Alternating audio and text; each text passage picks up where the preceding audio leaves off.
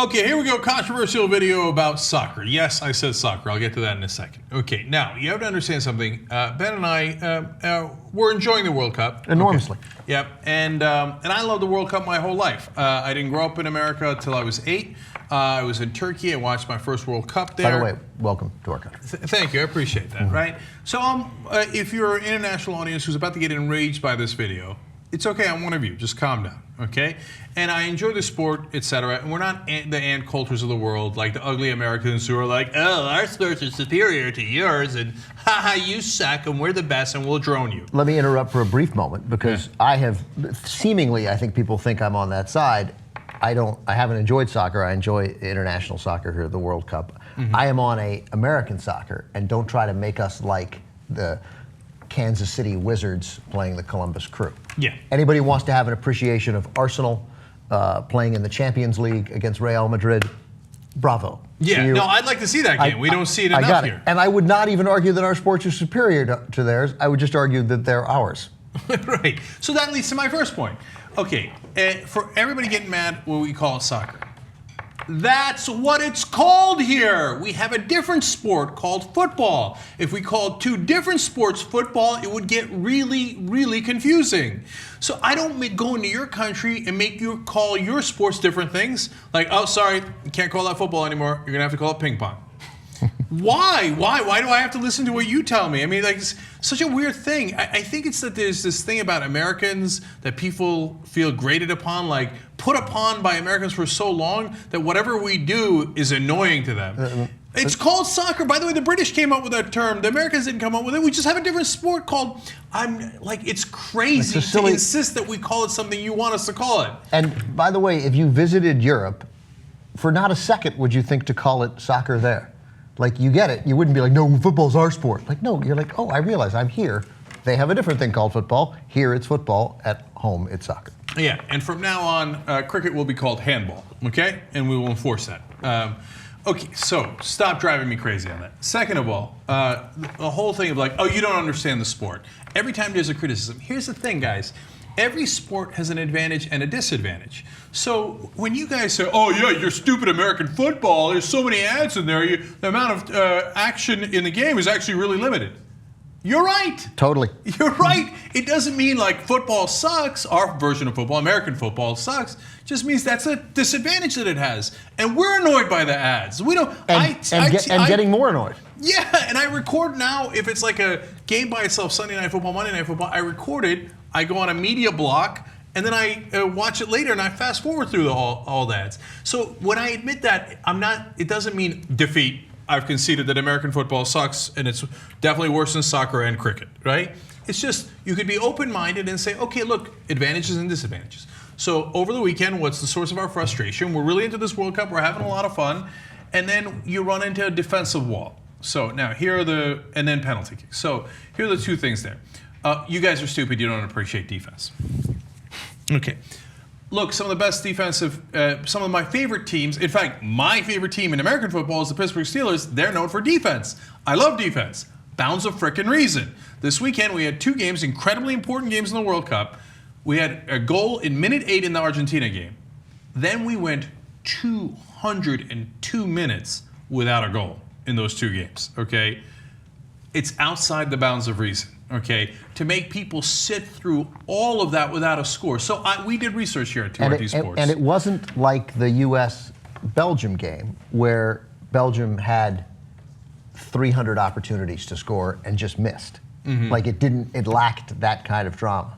There weren't nearly that many opportunities. And I know Von Persie choked. I didn't realize he was such a choker. I wish I knew that before making some bets. Anyway. They call him the Peyton Manning of Holland. Did you hear me earlier? I did not. I said no. I said I didn't know he was the Peyton Manning of soccer. I mean football. Okay. So yeah, that guy's a huge choker. He could have eased that game. Could have been 2-0, 3-0. I understand that, right? And I actually think Costa Rica, I don't blame them at all. They played the best they could under the circumstances. They had to play defense. They were playing a superior team, and they did a heroic job of playing that defense. But the game is structured so it's perfectly conceivable that you could have nearly 210 minutes of game time without a score, And so that is a disadvantage of the sport. Pretending it's not a disadvantage of the sport is mental, okay? So we did research. For example, in American football, you know how many playoff games, like the knockout round, have gone to 0-0 in the NFL history? I don't even know why we needed to look it up. Just to make sure. Sure, I got you. 0. Yeah. Okay? None. Okay? Now, look, there'll be some great defensive playoff games and we'll enjoy them. But they're not like a huge percentage of the games, and they're not 0-0. Look, I don't need scoring of like the all-star game in the basketball, 200 to 180, right? But we need the game to have some scores, so it could be a little interesting. A 10-10 playoff game could be thrilling. Yeah. A 9-9 playoff game could be thrilling with 3 field goals each. And if you had 0-0 every once in a while in soccer, okay. But I think it happens too often, hence we did research on that. 29 matches since 1990 in the World Cup have gone to 0-0. 8 in the knockout round. So it's the first number is about 6.5% of the games end in 0-0. And you can say that's not a lot, but then if you include 1-0, it's a much, much larger number. But it's indicative that a lot of matches go to 0-0. And some of them are, of course, to 90 minutes. In the knockout round, they go to 120 minutes, and they can still be 0-0. And that's about, in the knockout round, it's a slightly higher percentage, almost the same thing. It's 7% of the matches. 8 since 1990 have gone to 0-0. So now, I would argue that you should tweak the rules. And I'm not sure I have a great answer on how to tweak the rules, right? And see, that's when people really lose it. You can never change the sport, especially you filthy American. Okay, we're not going to change our beautiful game for you. Okay, but look, all games change. Do you know that American President Teddy Roosevelt had this step in? Because at the time, it was only a few amount of colleges that played. I know the answer to this. It was touch. No? All right. No, quite the opposite. Oh.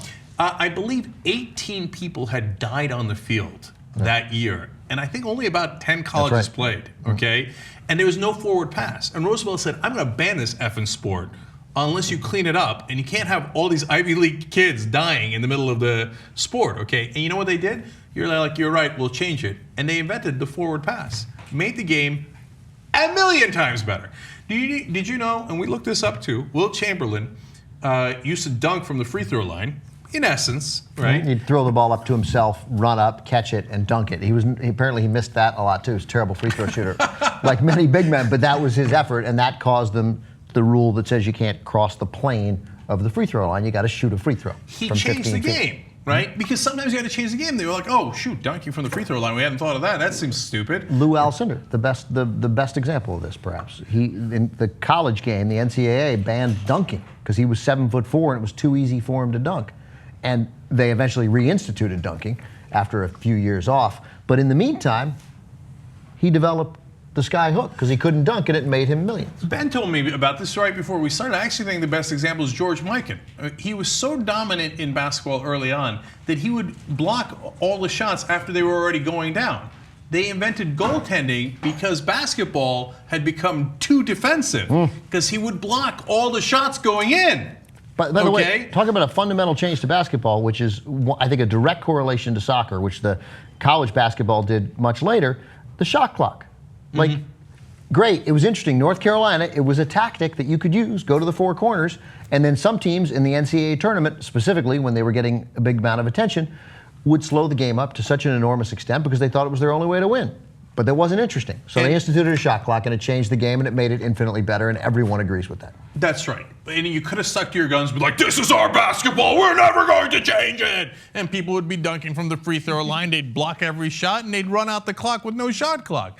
So bounds of reason, guys, which then leads me to my final point, penalty kicks. This is when everybody's head explodes, right? No, penalty kicks are the best.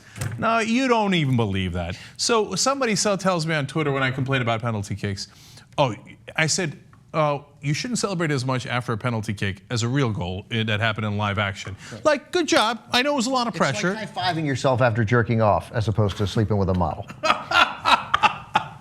Which you might not want to do anyway, given the situation. Nailed it. Right. So they say, no, it's just as hard. I had a guy tweet to me, it's just as hard as in. No, come on, don't be stupid, okay? We looked that up. 71.5% of the time, a penalty kick is successful.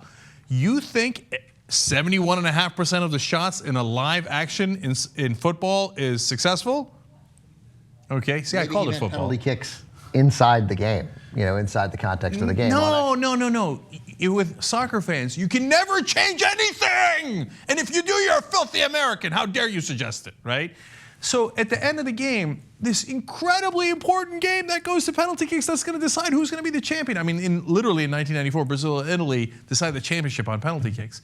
It's the equivalent of you play this incredible basketball game, and at the end, the Spurs and the Heat are like, I don't know, let's shoot 5 free throws and see who wins. Yeah, totally. That's right. No, you can't have that. You can't have that, okay? Whoever has Kyle Korver wins. Yeah, that's like bring out the white guys all of a sudden. He's not a good shooter, actually. Way to make it racialist, but okay. Yeah. Right. Or Real. Okay. You bring Craig Hodges out. So, look, here's a possible solution. I'm not saying it's the solution. We keep going 15 minutes until we get a goal, all right? And what that'll do is it will also open up the rest of the game so that Costa Rica can't play for the tie for 120 minutes because they know at some point somebody's going to score a goal. It then makes the game less defensive. Just think about it for a second and see if you could get behind it or even consider it other than yelling at it. And by the way, if you want to keep your penalty kicks in other tournaments, that's fine. But maybe I guess they don't have them except in tournaments where there has to be a winner and a loser, except in knockout stage tournaments. Right. Because I was going to say, you could do your little penalty kicks in your regular season in whatever league, FIFA-sponsored league you want, but they have ties anyway. But I agree with you completely. It would change the nature of the game. Guys would get tired, incredibly tired, and there would be a goal. Eventually, there will be a goal. Yeah, look, once we get into actual proposals like tinkering with offside, all heads will explode, right? They will never agree to any of that, right? But we're just saying, hey, listen, sometimes changes make things for the better. And yes, we appreciate defense, but too much defense could also be a bad thing, okay? Just think about that. And penalty kicks are not the right way to decide a game. As dramatic as they are, and they're super dramatic, okay? We all get that too. It's not the right way to settle a game as to who is better at soccer. Yeah, and for such a big prize to be awarded in a free throw shooting contest seems crazy.